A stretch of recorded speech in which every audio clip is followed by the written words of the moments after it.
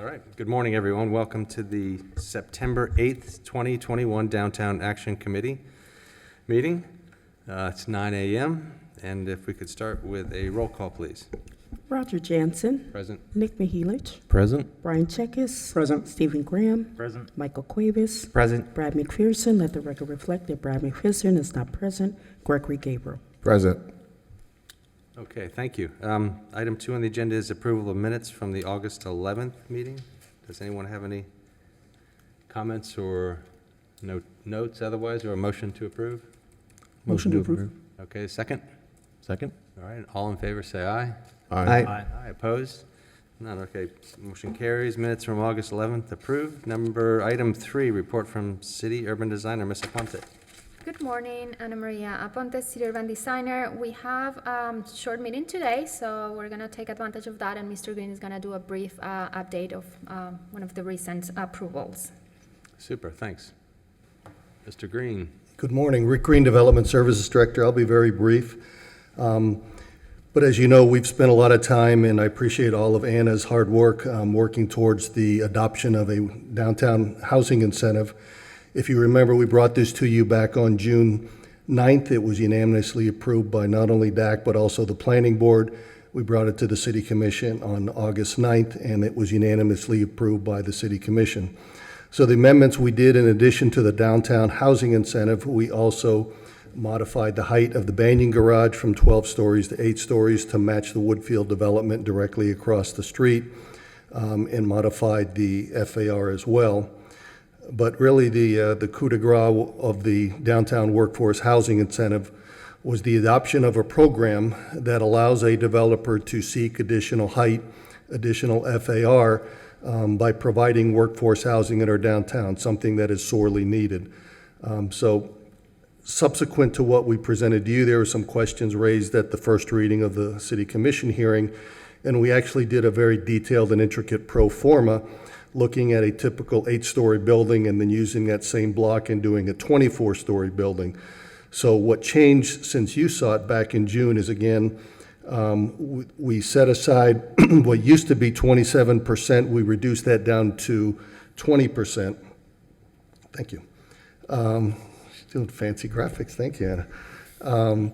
But reduced that requirement to 20% of the additional gross building area for below market rate units. And then what we also said is that if you're providing workforce housing, 25% of the workforce units must be at 60% of AMI, 25% at 80% of AMI, and then 50% could be whatever we presume the developer would choose, 100%.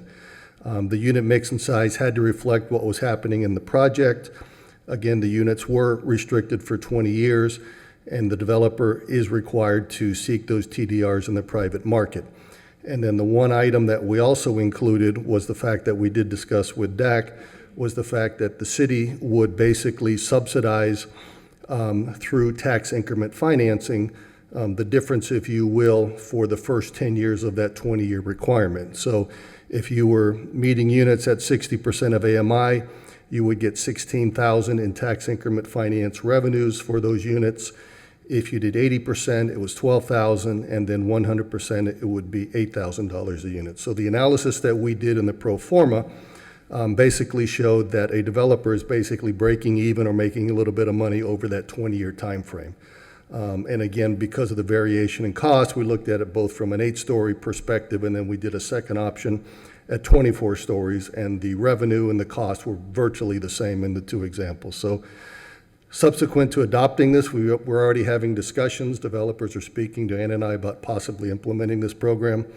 And then one other change, I don't have a graphic, but one other change that we made is, again, you've got the option of buying out that requirement or building elsewhere in the downtown. Based on discussion we had at first reading and further discussions we had with developers, we extended that area to also include the Jefferson Terminal District, as well as the area immediately north of Palm Beach Lakes, to an area just above Good Sam Hospital from Flagler Drive to the FEC Railroad track. So we included some areas in and around downtown, including those two areas. So we're pleased that the program was adopted. Now it's a wait and see, and then hopefully some developers will take advantage of it, and we can bring some workforce housing to downtown. That's all I had. Oh, it sounds great. Thanks for the update. Any questions, anyone? Real fast, Rick, in terms of those extra areas, are they covered within the CRA? Because the tax increment financing for the downtown stuff is covered through CRA. Yeah. Are they extending those TIF funds outside of the They are not within the CRA, so if somebody wants to take advantage of it, we'd have to work something out with the CRA. Got it, thanks. Okay. Thanks, Rick. Moving on down the agenda, ex parte communication. Does anyone have any ex parte to declare for today's cases? Okay, seeing none, we'll move on to the public hearing. So if anyone here will be speaking, you can get sworn in when, or we could swear in now if anyone's going to be presenting testimony on today's cases. Do you swear or affirm that the testimony you are about to give will be the truth, the whole truth, and nothing but the truth? Thank you. Okay, thanks. All right, we'll move on to the first case for today. New cases, transfer of development rights case number 21-01. Staff, please.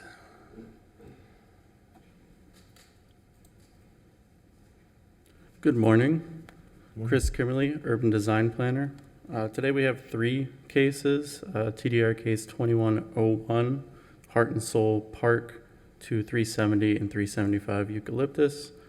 TDR case number 2106, Sunset Lounge, 370 and 375 Eucalyptus. And then TDR case number 2107, Heritage Way or Sticks Alley, also to 370 and 375 Eucalyptus Street. Due to all three of these cases involving the same receiving sites for the TDRs, the cases shall be presented together. And Susan Thomas of Touchstone Web Realty will present these cases and give the details of the transfer on behalf of the applicant.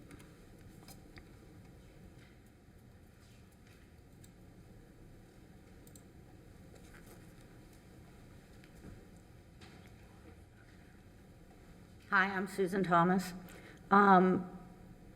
These are pretty much the final TDRs from those areas that the CRA has. Excuse me. Do I just push enter and it moves? The arrow over. Yep. This one? Yep. Okay, so Loft in Place 2 is the one that is receiving these TDRs. So we've got from the Eucalyptus site, we have 28,470 that they are going to be receiving on this site, but they're coming from three different places. So this is the plan of what's going to be built there and where it's going to be built. And they're doing some micro units. You can see the breakdown of units, 1 bedrooms, 2 bedrooms, the parking. So from Heart and Soul, we're transferring the last 3,037 from their initial 3,247. So we've got that amount going. And then we've got 16,566 coming from the Sunset Lounge and 8,867 coming from the Sticks Alley structure. So we're kind of cleaning up. The CRA had little spots left over of ones we've used before. So all of these structures have been designated, and they're actually pretty much, the Sticks is almost completely done. And that's really it. Okay. Looks Okay. fairly straightforward. That complete your presentation? Thank you, Ms. Thomas. Is there anyone in the audience, anyone would like to make any public comment on this? Or staff, do you have any further discussion on this? Staff has no further discussion, so based on the findings and the proposal presented, planning staff supports all three TDR cases in accordance to Article 4, Section 94-132 and Section 94-133. I have separate motions for approval for each case for your convenience. Okay, good, thanks. So we've heard from the applicant and staff, and there's no public comment, so we'll close public discussion on this. Any questions from any board members for staff or the applicant? All looks fairly standard fare from what we've seen. There's no complications that staff has to notify, so I'm in full support. Anyone want to make a motion? Motion to approve. I move that the Downtown Action Committee approve the transfer of development rights, DAC case number TDR 2101, as listed in the staff report dated September 8th, 2021, as follows. A, the transfer of 3,037 square feet of TDRs from the property at 604 8th Street, 825 North Rosemary Avenue, 800 Henrietta Avenue, and 6001 7th Street, Heart and Soul Park, to the property at 370 and 375 Eucalyptus Street pursuant to the requirements of Section 94-132. Second.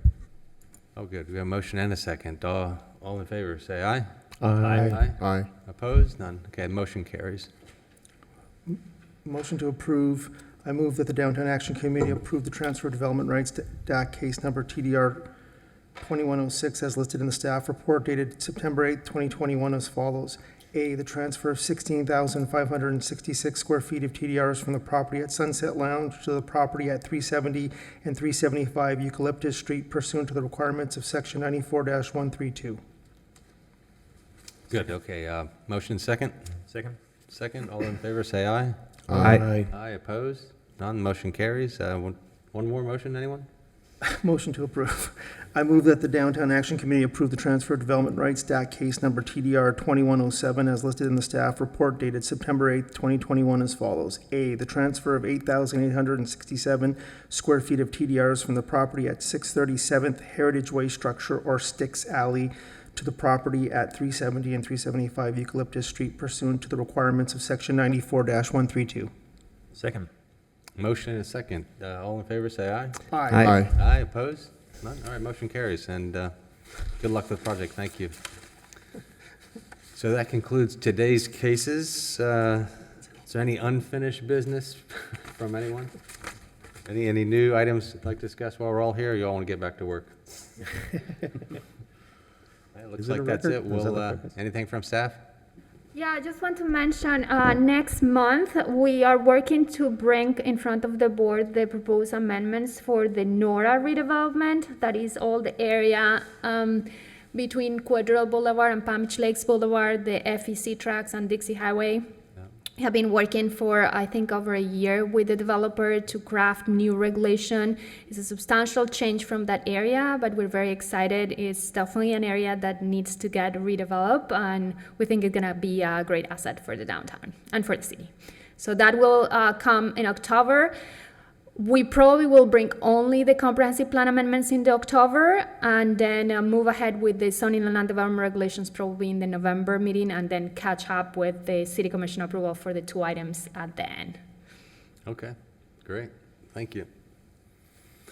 Well, see nothing else. Well, I think we'll have a lot coming up. It seems obviously very busy times, and as usual, thanks for all your help to staff, so appreciate it. Otherwise, we'll adjourn today's meeting. Thank you. Thank you. Have a